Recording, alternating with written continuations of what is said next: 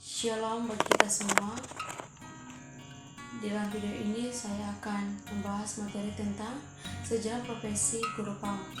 Nah, sebelum saya menjelaskan, saya akan memperkenalkan diri saya terlebih dahulu. Perkenalkan, nama saya Beatrice Wanimbo, mahasiswa Staking Kupang, kelas A semester 1, Prodi PAUD. Nah, di dalam materi ini saya akan membahas tentang sejarah profesi guru Indonesia.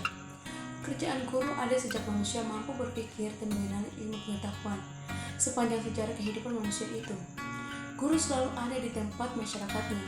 Ia mengajarkan berbagai ilmu dan pengetahuan untuk mempermudah manusia menjalankan kehidupannya, atau kadang hanya mengajarkan tentang kebenaran. Dalam agama Kristen, orang belajar dari misionaris. Menurut agama Kristen, dalam perjanjian Lama, Allah merupakan pengajar agung. Allah juga menetapkan pengajar-pengajar yang meliputi bapak-bapak leluhur, para imam, para nabi, ahli Taurat, dan para hakim untuk membimbing umatnya kepada ketaatan dan pengenalan akan Allah. Pengajar Allah dalam perjanjian baru meliputi Yesus sebagai guru agung dan Rasul Paulus sebagai rasul pengajar dalam jemaat mula-mula. Sejarah lembaga kependidikan. Yang pertama, masa Belanda. Pada awalnya, organisasi perjuangan guru-guru pribumi pada zaman Belanda berdiri pada tahun 1912 dengan nama Persatuan Guru Hindia Belanda (PGI-IB).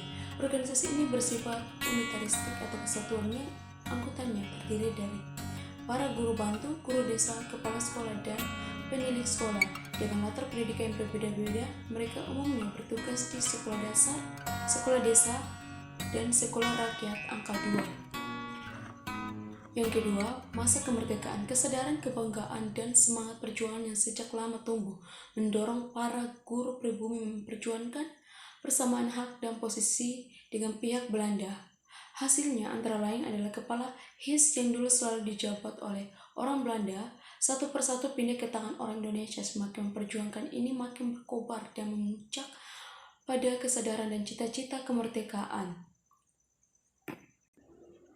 Pada zaman penduduk Jepang, segala organisasi dilarang, sekolah ditutup, Persatuan Guru Indonesia (PGI) tidak dapat melakukan aktivitas. Semangat proklamasi 17 Agustus 1945 menjiwai penyelenggaraan konser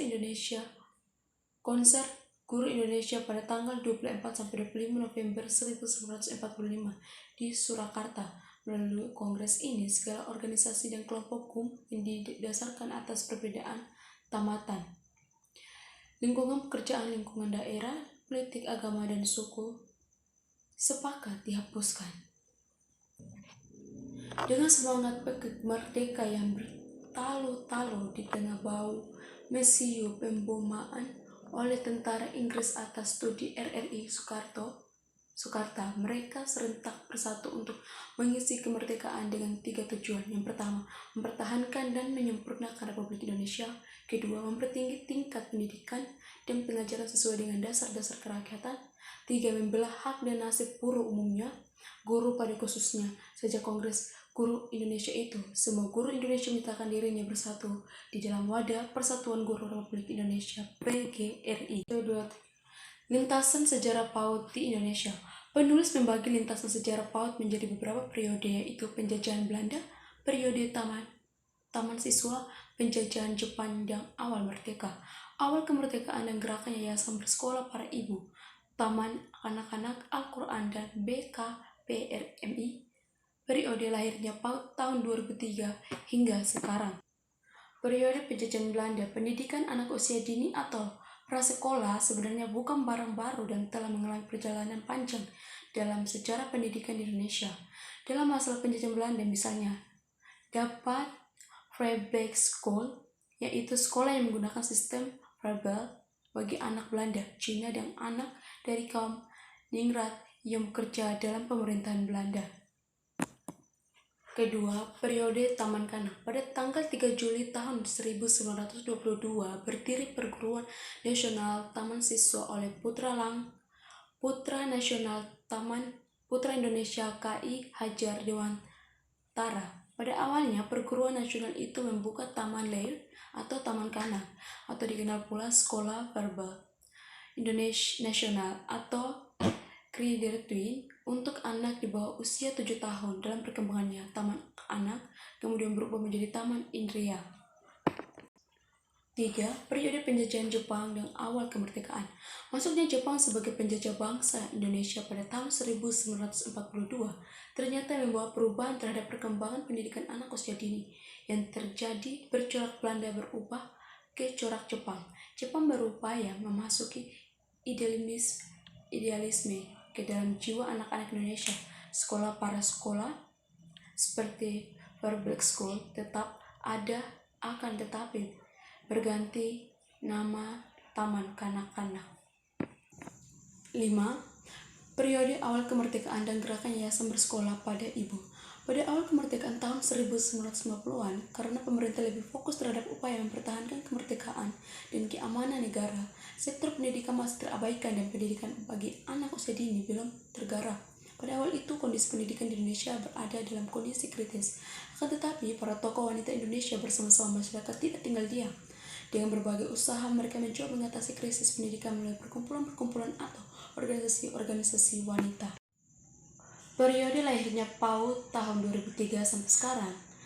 Periode ini diawali dengan keluarnya UU nomor 20 tahun 2003, khususnya pasal 28 tentang penyelenggaraan PAUD. Lahirnya PAUD tak lain untuk menjawab persoalan masih banyaknya anak usia dini yang belum mendapat layanan pendidikan meskipun sudah ada Taman Kanak-Kanak TK. Latar belakang dan tujuan penyelenggaraan PAUD di Indonesia. Peluncuran program PAUD secara nasional pada pertengahan tahun 2003 dilatar belakangi pada beberapa kenyataannya itu. Pertama, masih banyaknya anak usia dini di seluruh Indonesia yang belum mengenyam pendidikan di Taman Kanak-Kanak atau lembaga sejenisnya. Kedua, alasan pemerataan pendidikan. Dengan adanya PAUD diharapkan dapat memberi kesempatan kepada anak-anak terutama di daerah-daerah untuk turut mengenyam pendidikan anak usia dini. Pemerintah membuka akses seluas-luasnya untuk memberikan pelayanan pendidikan anak usia dini seperti memulai posyandu, majelis taklim. Ketiga, sebagai salah satu bentuk respon pemerintah terhadap laporan beberapa badan dunia tentang rendahnya kualitas pendidikan anak-anak Indonesia.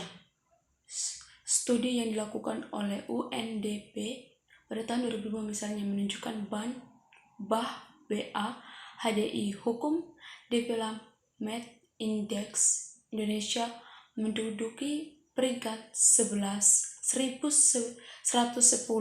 Malaysia 61, Thailand 73, Singapura 25, Filipina 84, Brunei 33, dan Vietnam 108 dari 177 negara yang diservis.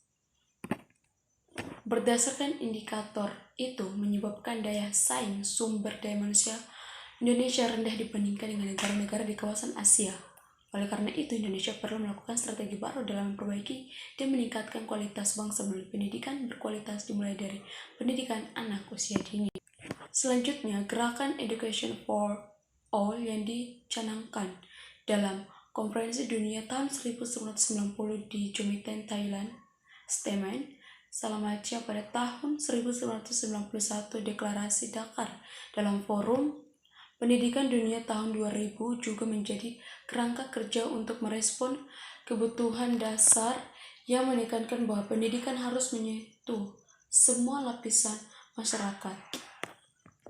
Sekian dan terima kasih atas perhatian. Staken Kupang, jaya terus!